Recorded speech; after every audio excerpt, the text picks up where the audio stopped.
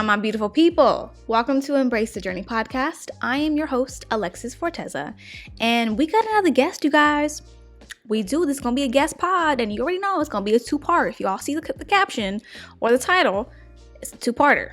Hence why, yo girl, clearly I get too wrapped up in my interviews because really they're more like conversations. But anywho's, this week I have the lovely privilege to introduce to you a sister in Christ, another soul sister of mine that I met via social media. She's a beautiful person inside and out, and I wanted her to come on because she has stories and experiences that I know for a fact so many of you guys can relate to. And I said, hey, I think you got to speak on this girl. So she did, and her story is just speechless. I don't want to give any of it away, but I do want to, before I even get started on the episode, I do want to say thank you to you, Ashely, for being a part of this and opening up, being transparent, being vulnerable in front of not just me, but people and strangers that we don't know who this is going to touch. But thank you so much, Ashely, for everything you shared, really. And that's really it, you guys. I don't even want to spoil it. So without further ado, let's get into this episode and let's give a warm welcome to Miss Ashely Beverly. All right, ladies and gentlemen, I am truly honored to introduce my next guest. Low-key, I'm a very transparent because that's what I represent. We met via social media, and this is why social media can be a beautiful thing, because it can connect you with people that literally are not in the same state. They could be across the world, but luckily she is in the US. She's in California, and I just want to introduce one of my soul sisters, Miss Ashely Beverly. How are you? I am great, Alexis. How are you? I am good. I'm like beaming right now, so I don't know if you can like. I know you're glowing through the screen. So first, thank you so much for accepting the invite, because I know, listen, the kind of podcast that I have here, it's about vulnerability and it's about embracing the journey, literally. And as we all know, some of our journeys, actually everybody's journey, not even some, everybody's journey is not cookie cutter. And that's what I love and I want to share. And I know we've had conversations via our DMs. Honestly, y'all, like our DMs be like hot. Okay, we be talking about some real stuff. So, yeah, I mean, we're gonna start with just kind of introducing yourself and what's one of the things, one of the journeys that you just want to start with talking about, because I know I you shared so much with me personally, so I just want my audience to hear all of the great wisdom that you've given me. So. Okay, so for those of you who don't know, my name is Ashely Beverly. I just turned 30. Still not feeling it yet, but great over here. First, yes. I am a veteran of the US Navy as well, which is a huge part of my journey, which I know me and you are going to get into. So, but I come from a huge family as well, which is another part of this journey. And I've shared with you a million times. I mean, family is such a huge part of who I am. I just come from a very family-oriented journey. So, but low key, I'm a pretty simple person. Pastimes include literally just binge watching a whole bunch of crime series. I'm a pretty simple person, so nothing too crazy. Well, I am one of those people that I'm horrible with shows. So the fact that you can sit and binge watch a show, I salute you, because I just can't. It's not that I have like ADD or anything. It's just like I'd rather pick up a book though.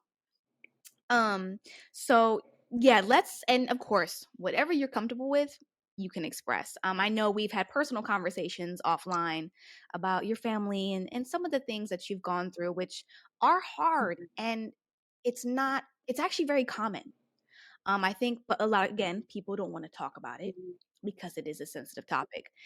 So share with us, what is that in terms of family, because you're a family girl, and I know that from our conversations, but it's unfortunately you've been in this season of having to battle this, I want to say, this picture perfect family, and it's not what you wanted or hoped for. So how are you navigating all of that? You know what? I think part of navigating that picture perfect, what you think family is I think really just accepting that we are human and that even in a big family, you know, even in a picture perfect family, things happen. It just does. You can't predict it, you can't plan it. It's just one of those things that you deal with as it comes. I'm sure many people are like this. I'm sure you're like this. Like for me, when I have an image in my head, that image is like scarred and put into my brain at such a level that when something alters what you think would happen, it just like it just shuts you down. It just affects every part of you. And so a huge part of this journey is just realizing that these problems don't define you. You just have to learn. And there's no perfect way to learn it either. You just literally learn as you go. Um, I again I'll give a little background on myself as well. So I have three older sisters. I have one older brother. So I am the youngest of five of us. So it's a pretty mixed crowd. Um, and I think when I was little, even when I was little, I mean, just being totally real, it was really difficult. My father is currently married, and my biological mother, is not married. But I still came into the picture, during that whole ordeal. And so just that alone created kind of an altered version of what family is. You know, when you think of family, you think of mom, dad, they live in a perfect house. They got a white fence and two puppy Right. dogs in the front yard. Everything's just perfect. But part of my journey has just been learning how to navigate that complication. And so, if you can imagine when you're born into a family that is, being real, little dysfunctional in the beginning, um, but in a family that also has addiction issues as well. Um, and I don't even know where to really begin, but I guess I don't know how far you Whatever want you're me to comfortable with. go. How Because, deep we going? just like I tell everybody, everybody's story, you'll set somebody free with Mhm. what you share. And I don't know one Okay. family that is perfect. Everyone is dysfunctional at some level, whether it's obvious dysfunction or it's that Mhm. silent dysfunction where, oh, when the guests come over, let's act prim and proper. And then when the guests leave, literally all Yeah. hell breaks loose. It's like, what? It's like, wait This a isn't minute. really, why are you putting on a show? So, no, whatever you want to share, because I Right. know people will be set free by what you say. So, So when I was about 10, okay, so we're going back to 10 years old. I live in Nevada at the time. My mom was a single mother, and my dad is very much in my life, but it was really just me and her in the beginning, and my brother, my older brother. And, growing up, my mom treated us just the same. We all got mhm. whoopings equally in the family. Let's just start off there. So I didn't actually meet my father until I was about 10. And the reason for that is just because, again, this is before 10-year-old knowledge, but there were so many conflicts between my mother and dad. Um, my dad was military at the time, and his hand was stretched so far, he just couldn't do much more to be, I don't want to even say present, but to keep me in the level that he wanted to keep me at that time.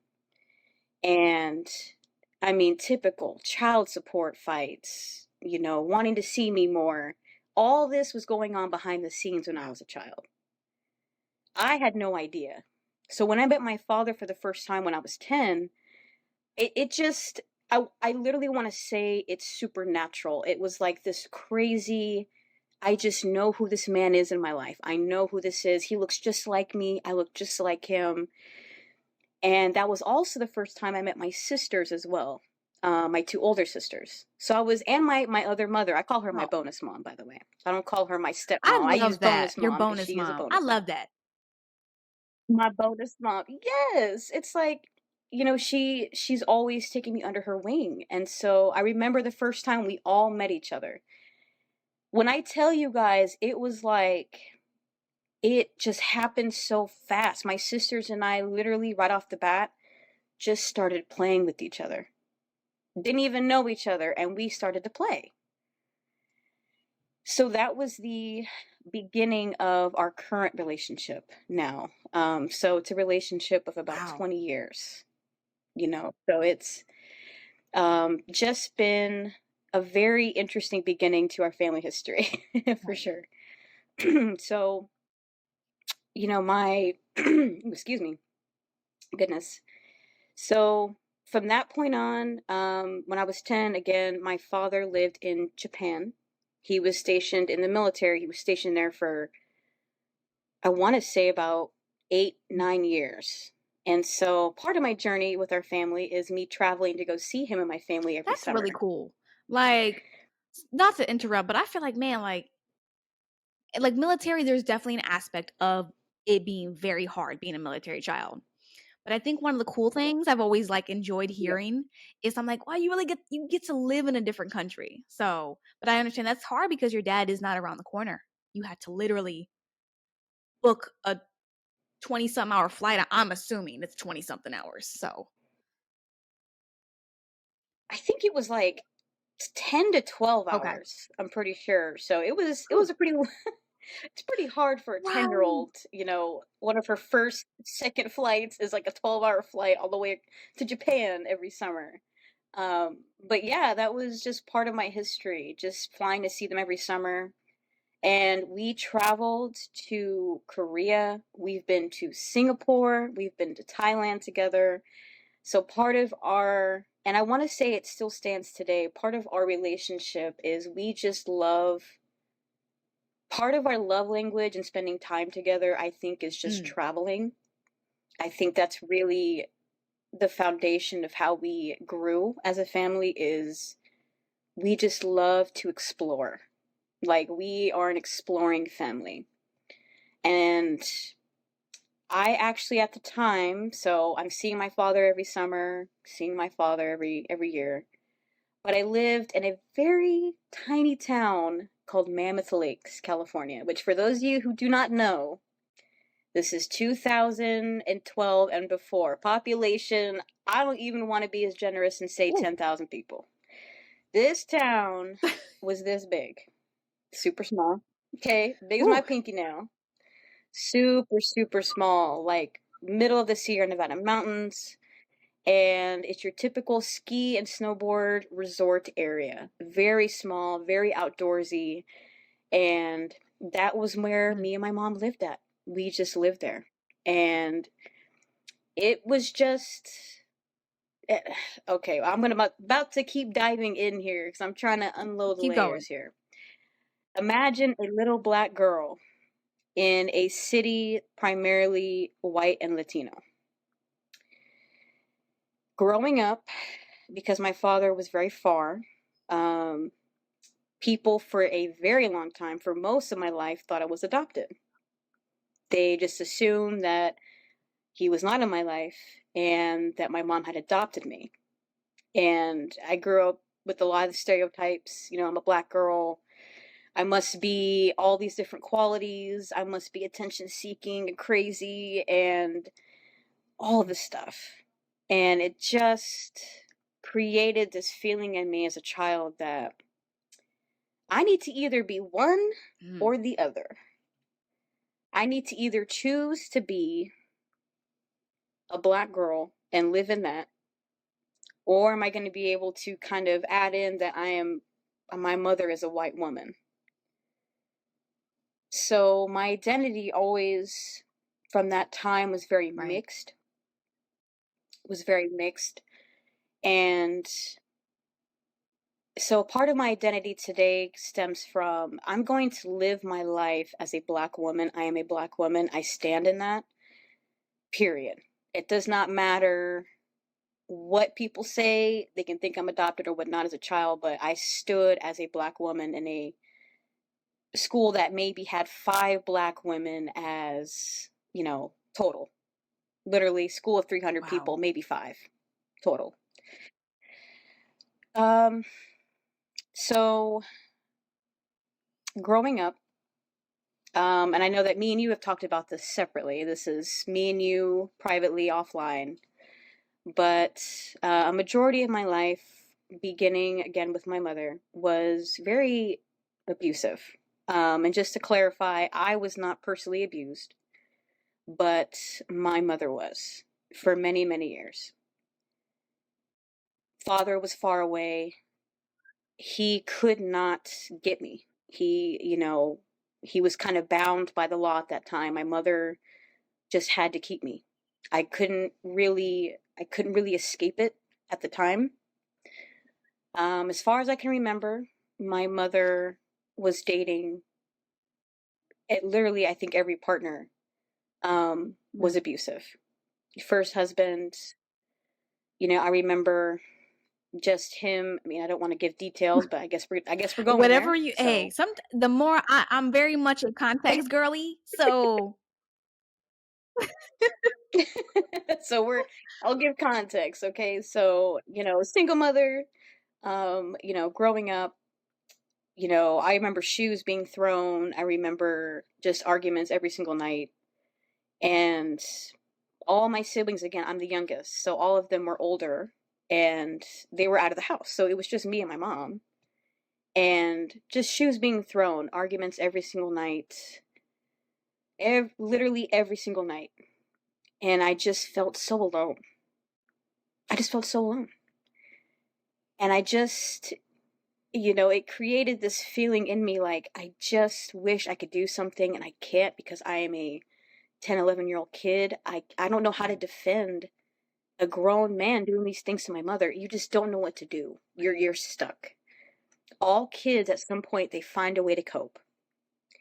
So part of my coping, and I want to say it stands today, but part of me coping today was my education, believe it or not. I just felt like, well, if I can't have a positive home environment, I am gonna excel in my education. And so, part of my childhood really was going to school. I had a couple of really good friends. I would come home, and even in the midst of every argument, every punch being thrown, I would just stay in my room and I would just do my homework and I would study.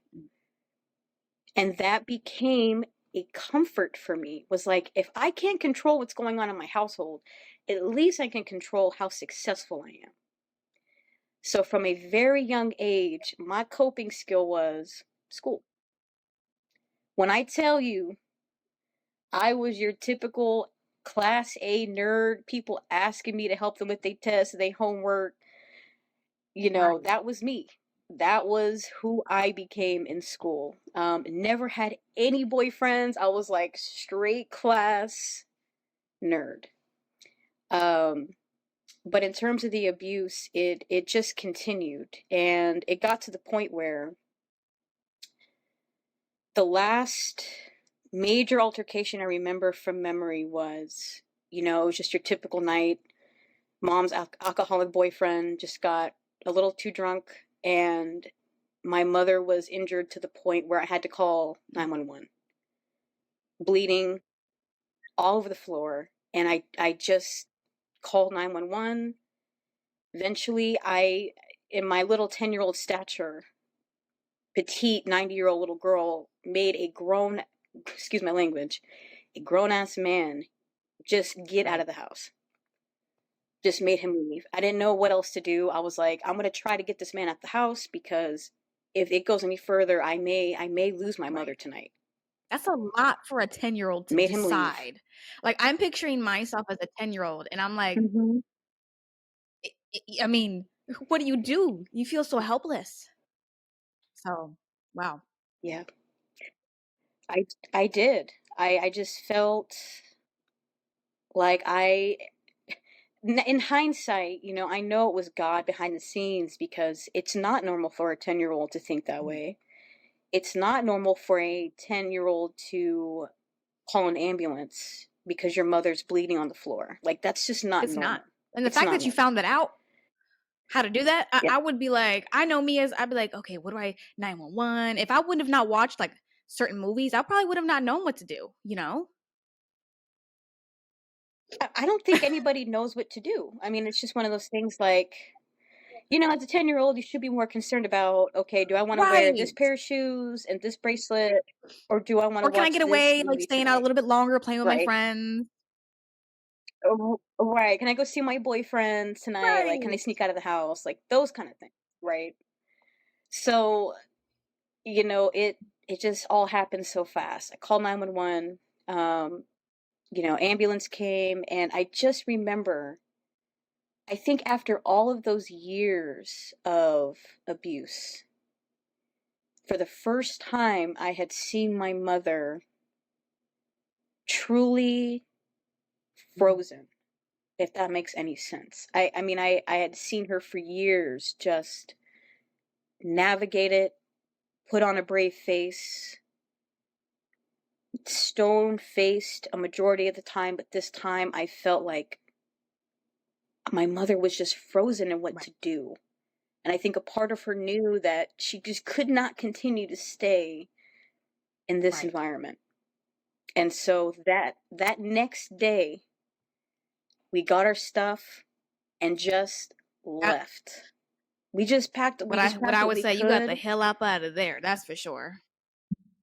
We got the hell up out of that apartment and we just left. We went to live with my aunt for a few months. The thing that was so traumatizing about the whole experience was, again, I found so much comfort and love with the two best friends I had at the time. I didn't even have a chance to like really deeply like say goodbye because I just didn't know if I was going to come back. I was like, how am I supposed to just get up and leave the only source of comfort that I have in this crazy situation that we're living in, and I'm expected to just get up and go. So we ended up living in, for those of you who aren't familiar with California, there's a little town called Grass Valley, which literally is what it It's sounds a like. valley of grass. It's it's a valley full of grass. Okay, that's exactly what it was. And we lived there for about 3 months, and it was the worst 3 months of my life, girl. Just given the name, I'm Let me like, tell you.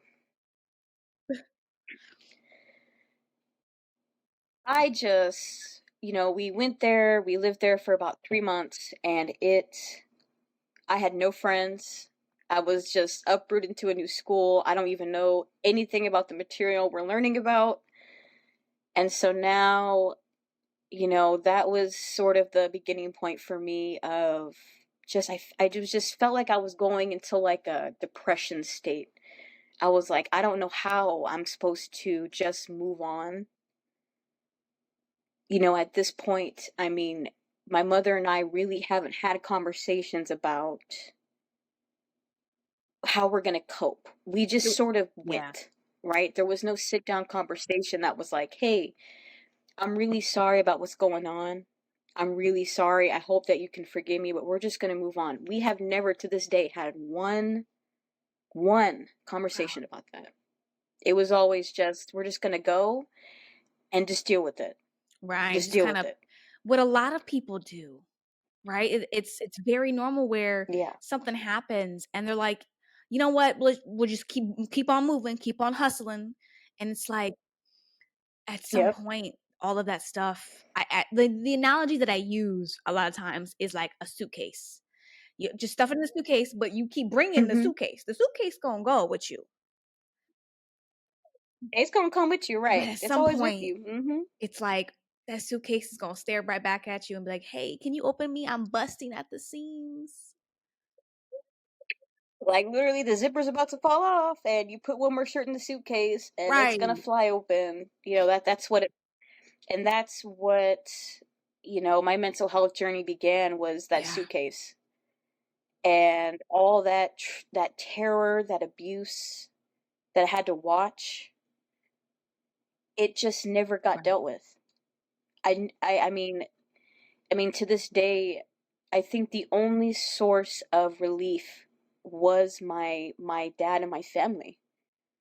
Whenever I would go see him and spend time with him, I know that he knew something was wrong. He was very aware of what was going on, and all he could do was just be my dad and just let me cry whenever I would speak to him. And but totally real, I mean, because it was so deep in me, I needed a lot more help than that. I needed serious professional help. And it was a very troubling period.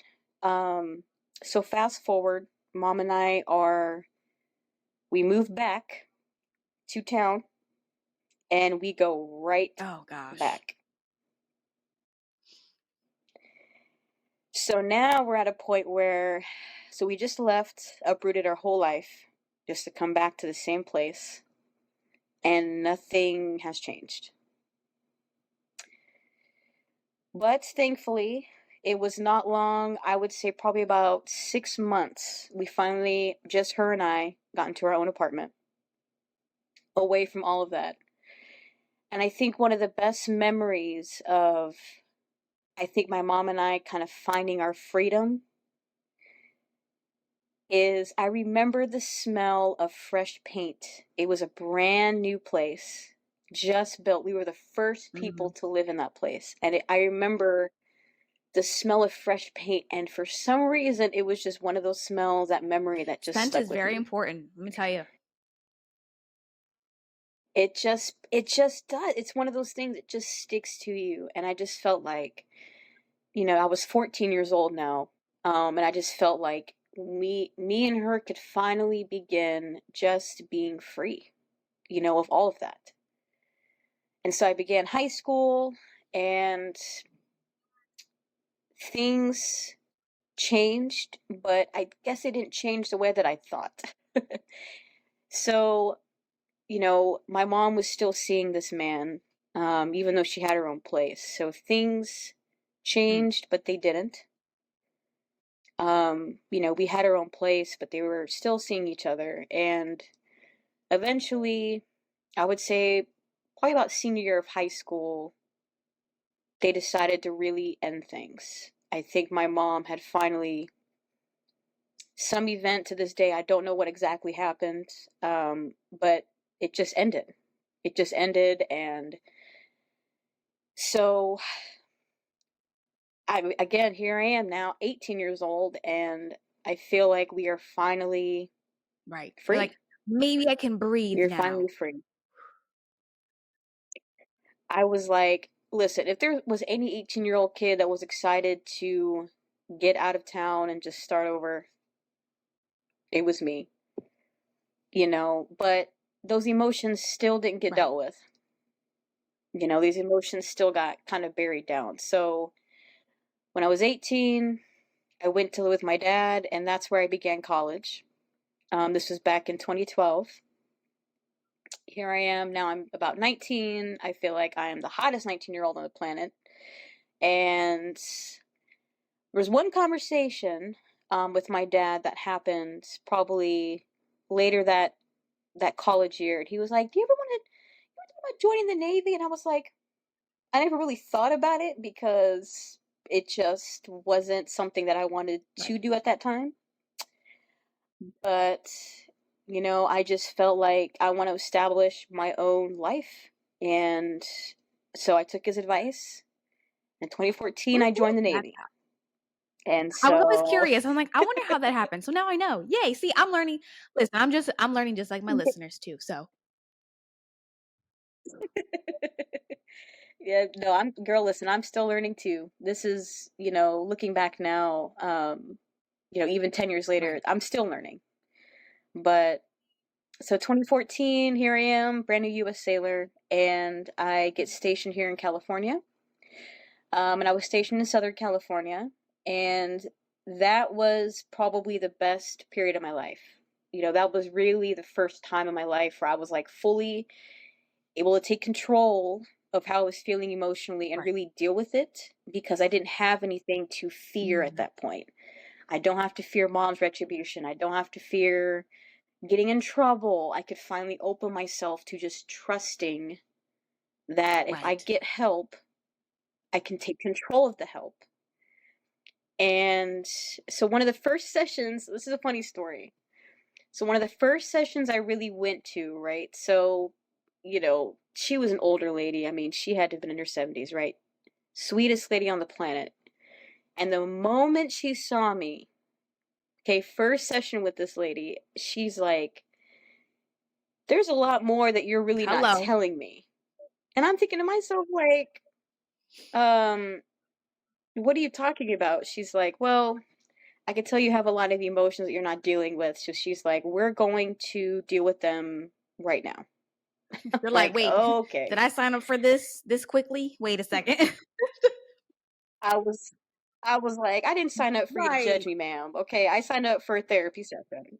So, but it was that time I started to kind of unleash a lot of those emotions. And a lot of those emotions I felt were, I still, again, we are years after I left, and I still felt like this sense of I could not fully trust.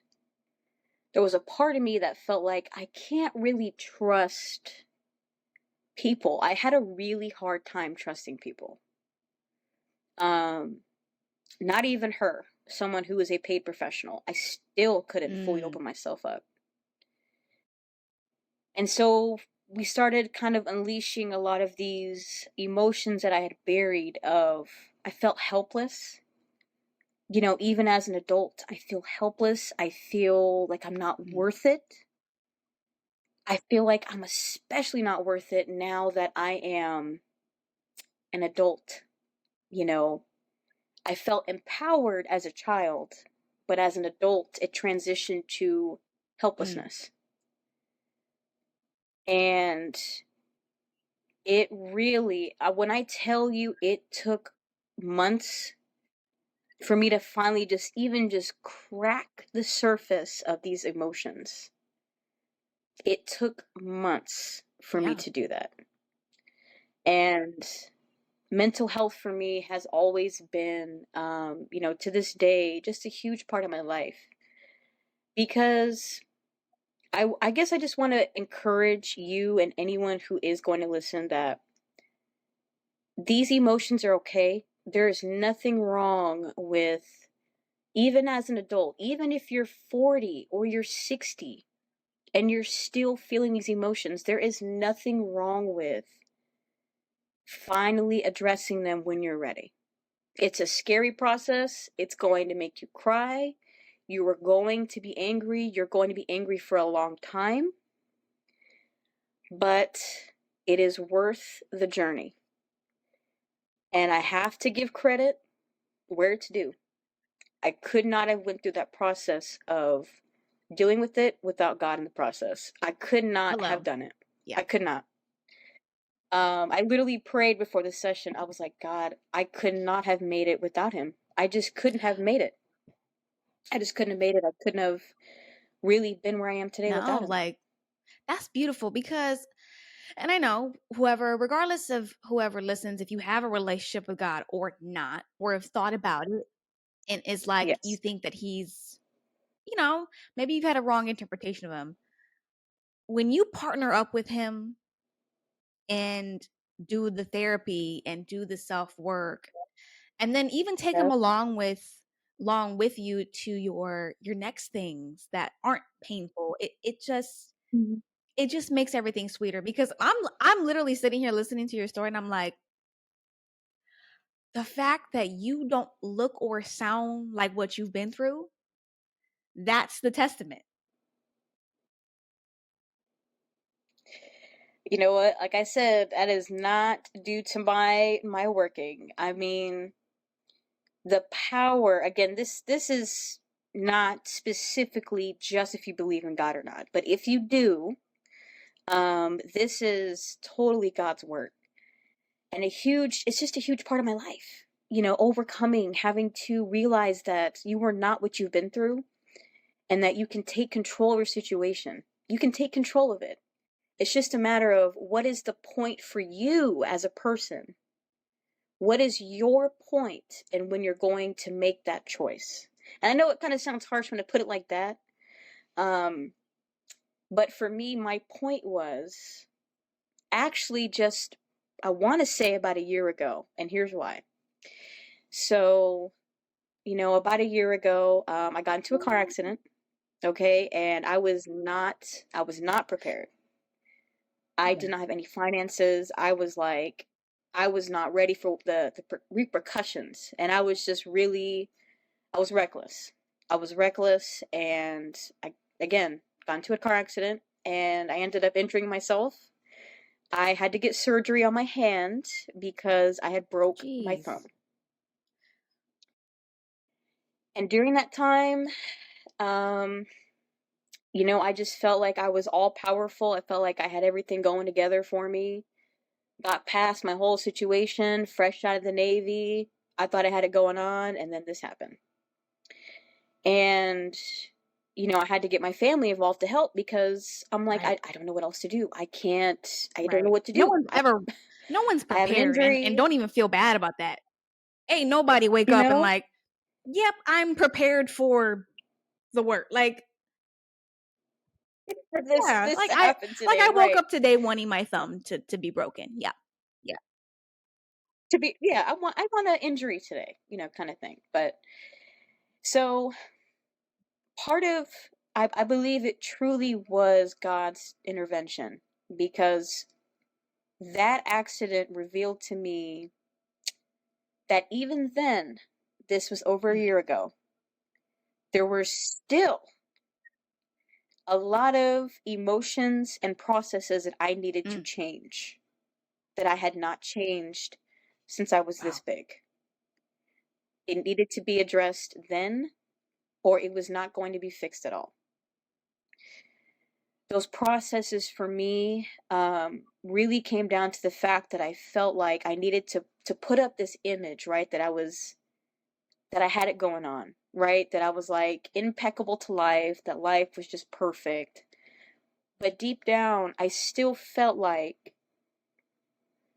am I still really worth it at this stage of my life? Like, after everything that you've been through, right? You got out of it, went to the Navy, had a great, semi-great career in the Navy, got in trouble, and now here you are. Are you still worth it now? Right? And so, at that time, I think was probably the most revealing to me, because it really revealed to me that family during that time frame, I think, needed to be what I needed to cling to. It was my father who, we had a really big sit-down conversation, and basically what him and I had to really discuss was I needed to fully allow myself to be okay with failing in life. That even when you feel like you've got everything going for yourself, things could happen at any point, and you could fail. So part of the journey from that point on was realizing that failure does not define who you are as a person. It just defines something that you need to address. So that is still today, even during this interview, I am still kind of working on myself, realizing that from those points of failure, what is it that led to the failure, and can you address that thing? What is that thing for you? Is it the recklessness? Is it the heartbreak that you're feeling? Is it the grief that you're feeling? If you can address that one feeling, you can learn for the next time, and you may fail again, but you could try again. That makes any sense whatsoever. It does. Yeah. So that has been, I know I'm skipping probably a ton of information, but I kind of wanted to do like a paraphrase of what, at least for mental health, that I have kind of began to address. And For anybody, I mean, this goes for everybody, whether you believe in God or not. Listen, mental health is it's No, not taboo at all. We all go through it, and there's no shame in saying, look, I need help. I need help. I need to either get professional help, or I need a friend. I something. need someone that I can lean on. That's perfectly okay. It is okay. There's no shame in it. And as much as our society may still put a little bit of a stereotype against it, it is it's a It part of is. life. And you're not going to get through this life without having to address it at Right. some point. Whether it's earlier, later, it is perfectly just normal. For me, I know I'm prone to anxiety. I am prone to depression. And so it's taken me a lifetime of learning today, and I'm still experimenting today to Right. manage it. You know, um, trying to address those those generational cycles that everybody has at some point. I am still addressing, and the process It never doesn't. ends.